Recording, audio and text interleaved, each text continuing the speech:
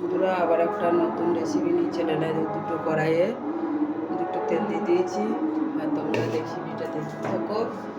এদিকে তো দশমী, মহাদশমী, কিন্তু আমাকে তো ডিউটি যেতেই হবে। দশমী হোক আর যাই হোক, আমার কর্মটা এমনই একটা কর্ম, বুঝেছো বন্ধুরা? তোমাদের এরকম কী কর্ম আছে? আমার যাই হয়ে যাক, আমার কিন্তু ডিউটি যেতে হবে, বুঝেছো বন্ধুরা? তো দেখো এরকম এই দশমী দিনে দেখো দেখি একটা রেসিপি বানাচ্ছি ভাজা, দেখতে থাকো। তো এরকম কড়াইয়ে আমি 5 মিনিট দিলাম, এরকম হয়েছে। এবারে বরবটি, টমেটো আর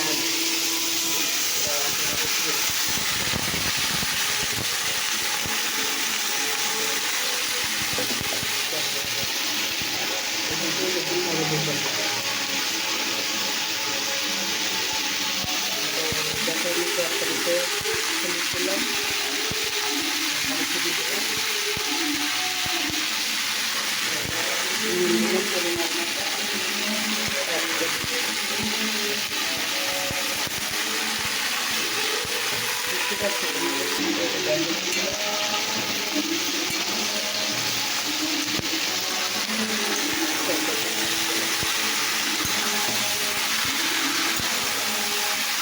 আগে তেল দিলাম বেশি দিলে, তারপর 5 ফোড়ন দিয়েছি।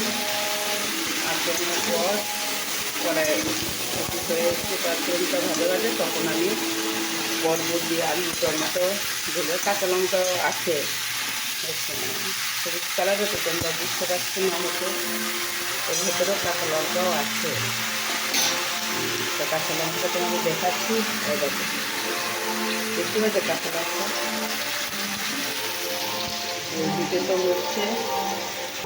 দেখো বন্ধুরা, নাড়া তখন হয়েছে। এবার তোমার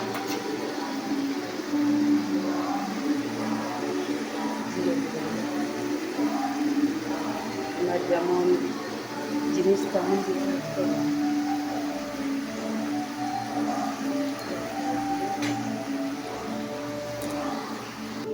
জল দিয়ে দিলাম,